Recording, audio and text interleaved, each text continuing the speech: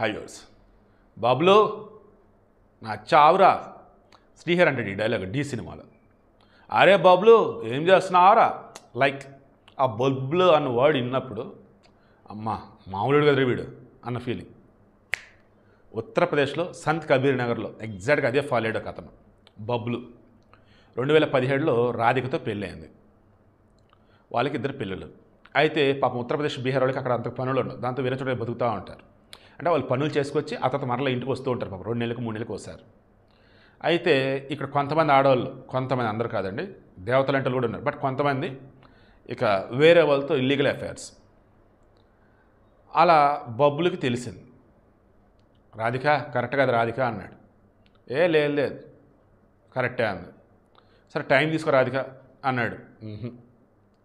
దాని ఇక రీసెంట్ టైమ్స్లో ఉంచుకున్నవాడితో కలిసి మొగుడిని చంపటాలు, ఇంకా ఇల్లీగల్ అఫైర్తో సక్రమంగా ఉన్నటువంటి సంబంధాలని తెంచుకోవటం ఇలా చేస్తున్నారు కదా. పంచాయతీ రాధిక నీకు అతనే కావాలి కదా దా అని చెప్పి పంచాయతీ పెట్టి పెద్దలందరం ఒక అగ్రిమెంట్ లీగల్గానే ఏమని, ఇదిగో రాధిక అతని నుంచి పెళ్లి చేస్తున్నా, ఏమో ఇష్టమే కదా నాకు ఇష్టం నేను చేసుకుంటా. చేసుకున్నాడు. దానిని మొత్తం కూడా లీగల్గా ఏ ఇబ్బంది లేకుండా చేసుకున్నాడు. బిడ్డలు వద్దు రాధిక, బిడ్డలు నేను చూసుకుంటా, వెళ్ళిపోను. సింపుల్ చెప్పాలంటే దరిద్రాన్ని వదిలించుకున్నాడు. అండ్ ఇతనికి ఏ ఇబ్బంది లేకుండా ప్రాణాపాయం లేకుండా కాపాడుకున్నాడు తనను తాను, బిడ్డలను కూడా కాపాడుకున్నాడు. తన రక్తంతో పుట్టిన బిడ్డలు కదా అన్నాడు. నేను ఇక్కడ ఆడవాళ్ళని తక్కువ చేయట్లేదండి.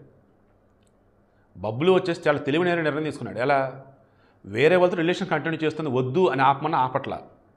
దాన్ని ఏదో రోజు నన్ను చంపేసి అతనితో వెళ్ళిపోయింది. లేదు ఒకవేళ ఉన్నా కానీ నాతో ఉండి వాడితో ఉంటే మొగుడి కన్నా అంటే అర్థమైంది నాకు అని చెప్పేసి అనుకున్నాడు. వాడితోనే వెళ్ళిపో. అది కూడా ఎలాగా ఆంధ్ర ముందు పెట్టాడు. మళ్ళీ రేపటి రోజు రాధికని మోసం చేయకూడదు అవతలాడు. సో రాధిక మేలు కోరుకున్నాడు, రాధిక సుఖం కోరుకున్నాడు, తను కాపాడుకున్నాడు బబ్లు. అందుకే ఈ వార్త నేషనల్ వైడ్ సెన్సేషన్ అయింది.